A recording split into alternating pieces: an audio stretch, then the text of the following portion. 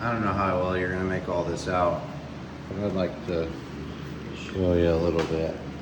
So I've got a motor here. This is the original stock motor. It's right now, I've got the clutch pack up underneath it. So the shaft is sitting vertical and the whole keg is spinning around the shaft. So the shaft's spinning around in the keg. That is it's at 0.5 zoom right now, so it may look a little weird. That is the original motor that came out of this car. I had gotten it running with a Weber carburetor. As you can see, I've got the whole side out. I don't know how well you can see this. It's like midnight right now in my garage. Got the whole thing out. There we go.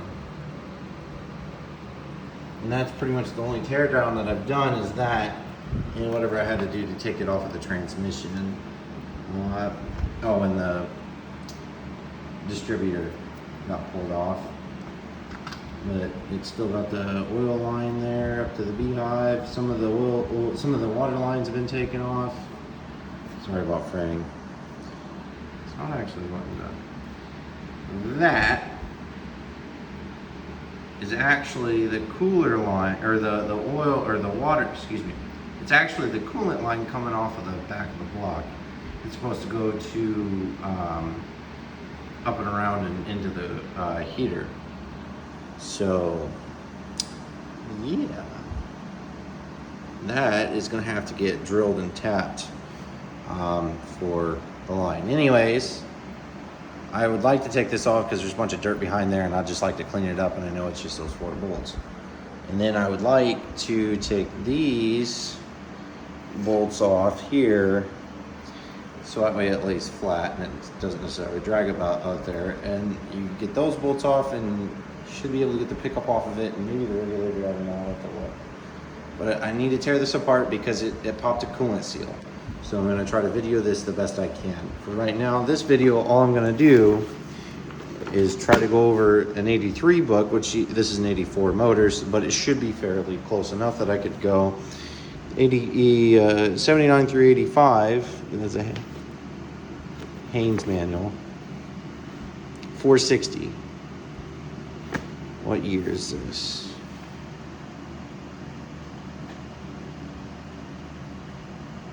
Publishing group 80, 84, and 86 is when this was saying it was published.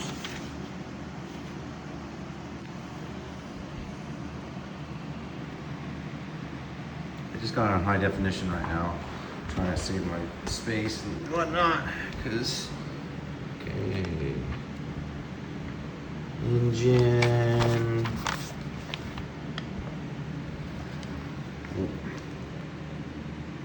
What's it telling me to do here?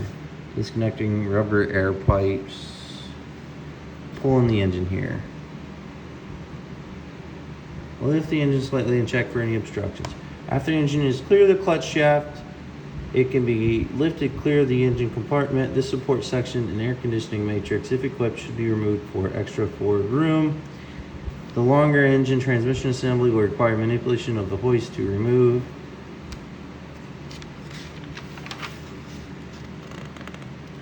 The engine can be bolted to a stand by provisions on the front housing.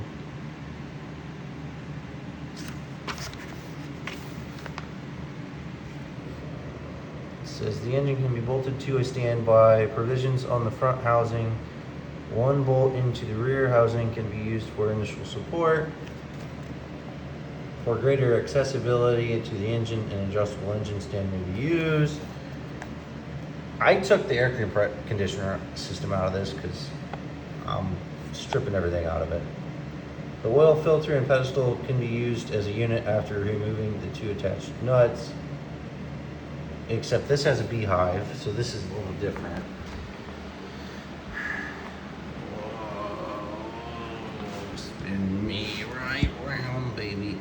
Like this. Yeah, so this is going to be interesting if I were to take this off. supports and whatnot, which I don't really need a beehive.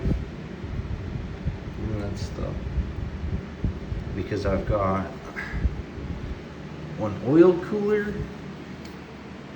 I should buy another one, but I'm running oil cooling, so like an air to surface air to oil cooler.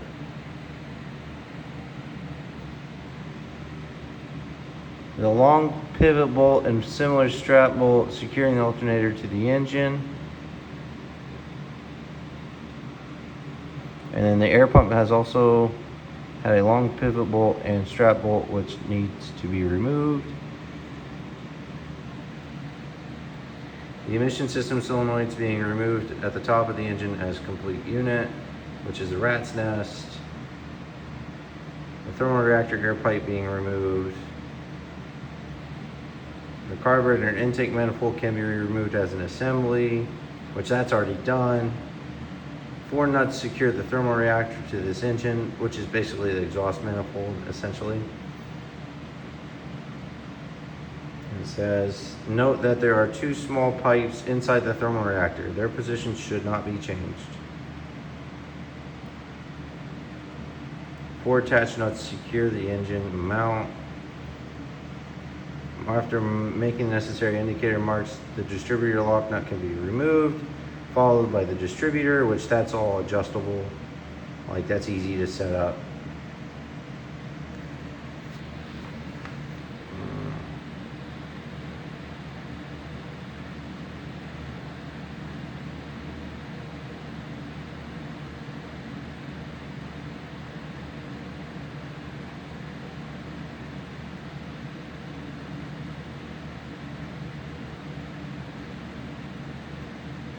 The water pump and water housing can be removed if the engine as a unit.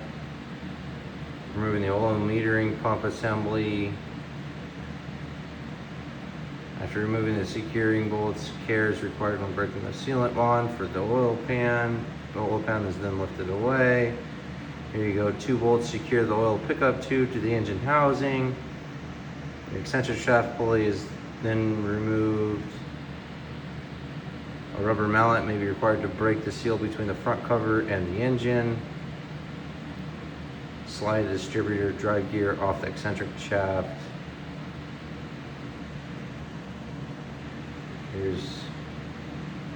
It says, if equipped with air conditioning, remove the 4 bolts securing the air conditioning compressor pulley. The water pump is secured to the front of the engine with 4 bolts. Remove these 4 bolts and lift the water pump. Remove the metering pump. Remove all bolts securing the oil pan. Use scraper to get the sealant. Remove the 2 bolts attaching the oil pickup and strainer to the engine. Lift off the pickup strainer and accompanying gasket. Remove the front extra shaft pulley bolt and pulley. All this is done on an engine stand is what they're showing me, so.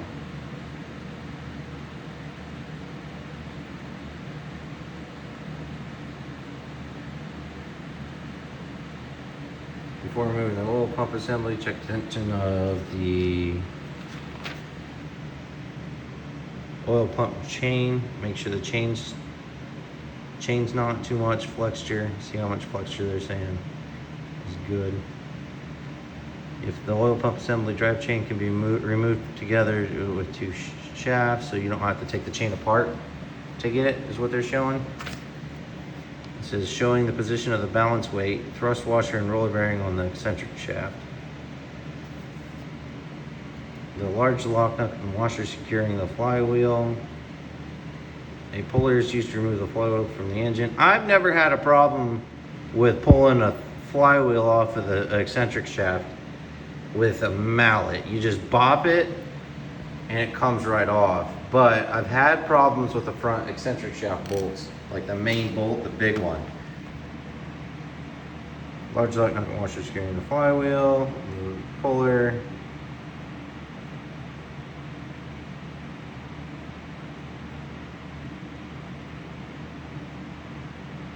Pause this if you have to.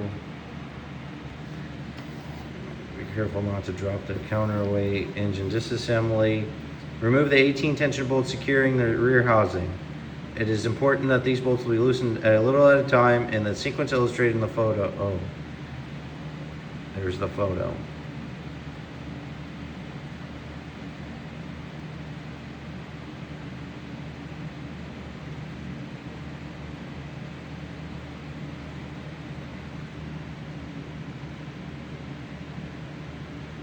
Carefully lift the rear housing off the rotor housing. If there are any seals stuck to the inside surfaces of the rear housing, retrofit them in their respective positions. Removing the sealing rubbers from the housings and the O-ring on one of the dowel pins now exposed. The 2 dowel pins must be removed from the rotor housing. These pins go to the rotor housing and into the intermediate housing. To remove them, thread a bolt into the dowel and then use a slide hammer to pull the dowel upwards. Basically rotating the engine so it's like it says the usual typical fashion in the other videos on YouTube. I've got a dowel puller, I bought one, so I'll just use that instead of a bolt. And it's telling you to if you're going to reuse your seals, to organize them. It says remove the side pieces. Rear rotor can be lifted using small screwdriver or pick. Pry the inner. Remove the oil seals. Use a pulley, vice grips, blah blah. So such and such and what. Engine cleaning. Rather than cleaning all the components up together, the rotors, housing, seals, and springs should be cleaned individually to prevent mix-ups in the identifying process. Remove each part from their compartmented box or sketch. Clean it and then replace it immediately.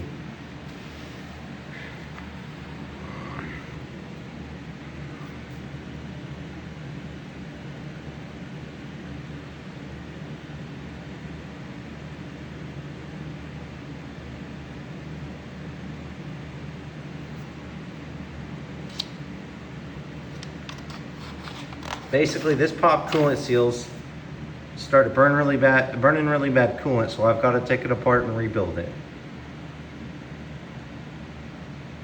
I've got the parts, I got a whole bunch of fucking parts for it.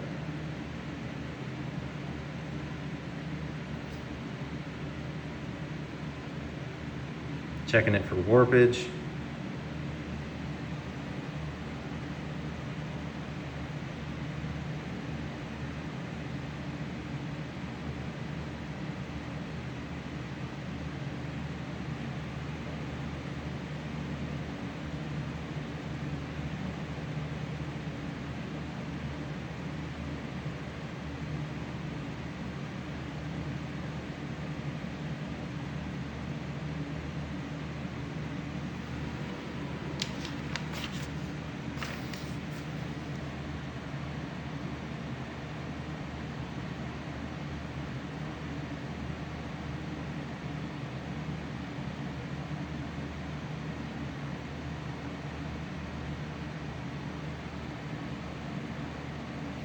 Rotor inspection and a repair.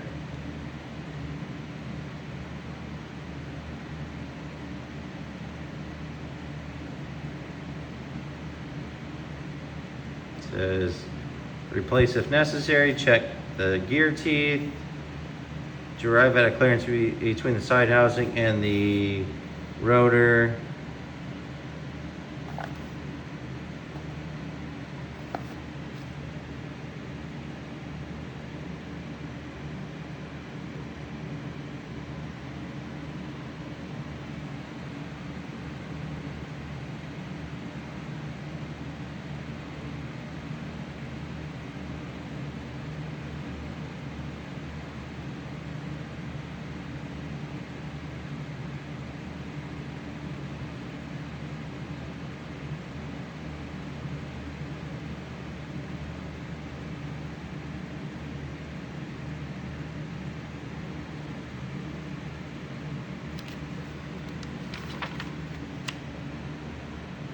Showing you what to check, how to check. This is all on 12A.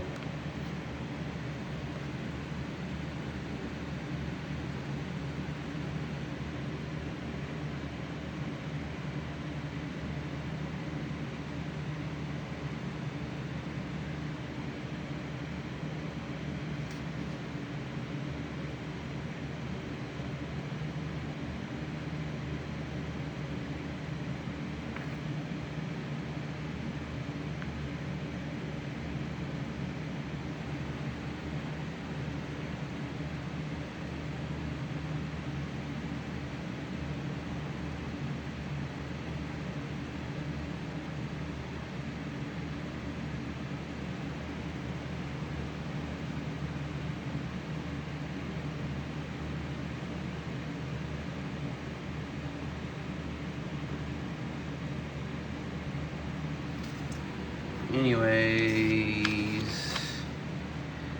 shows you kind of how to reassemble it.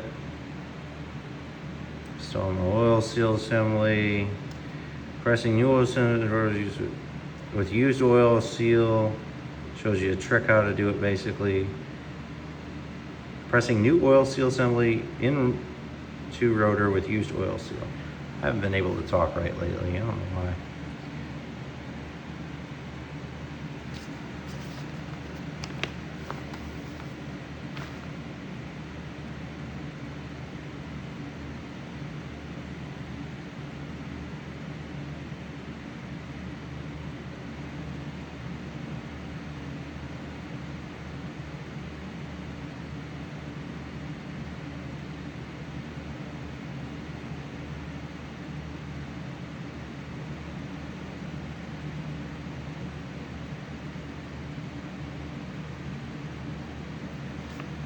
Trying to go slow enough if you have to pause it to read it, you can. Because I know how it is with some videos with information on it. It's kind of a pain to see. Now my advice, they're saying to use a mallet on them. I would not. Use like the back end of a screwdriver and tap on it. You know what I'm saying? And then here's they're saying the torque sequence of it.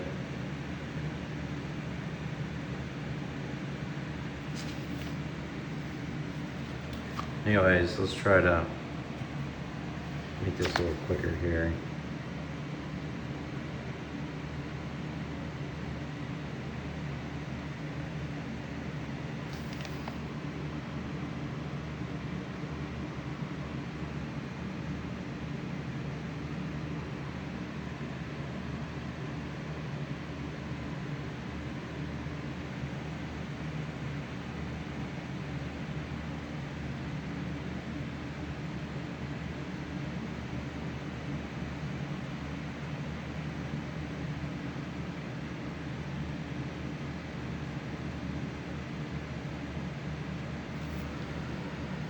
Basically,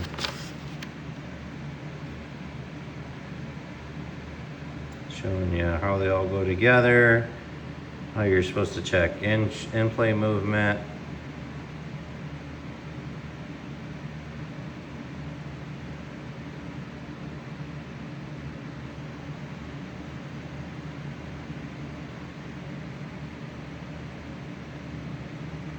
Tightening it back up.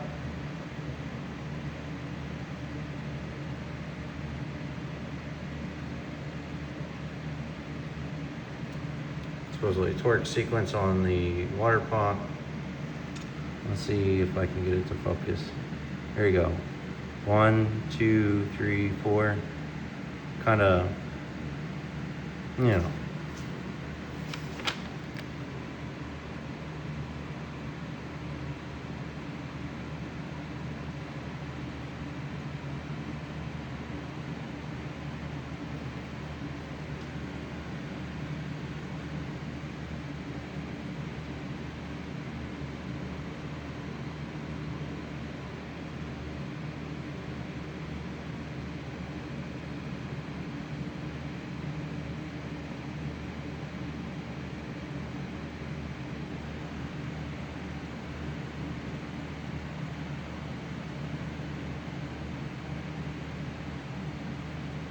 This is all stock stuff. This doesn't all apply to me, but it pretty much will. You know, and I think it's about as far as I need to go, to be honest. Installing, you know, there you go. Installing the engine with the transmission, you know.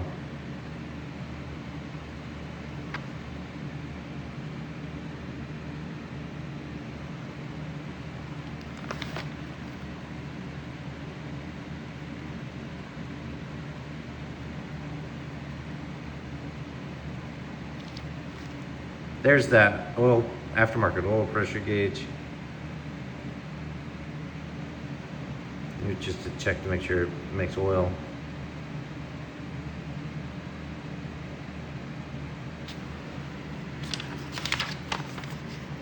Cooling and lubrication.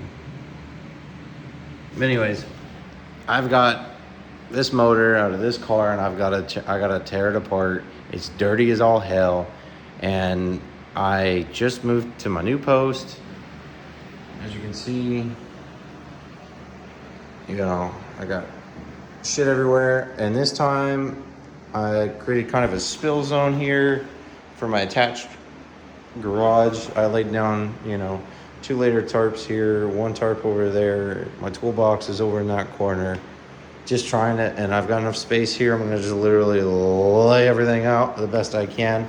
This is just my filming stand. This is a little small set of tools, and that's that one book. And yeah, I'm just basically gonna tear it apart and video every little bit of it as best I can, and lay everything out in accordance with each other's relation, you know, like each part by part. And then I'm going to lay it out so it's always all out, and hopefully nobody fucks with it and steps over it and steps on it, because nobody's got a reason to be in this garage, to be honest with you. And the only person that's here is my wife, and I'm gonna tell her to stay the fuck out of here, and if she don't, that's on her. But anyways, yep,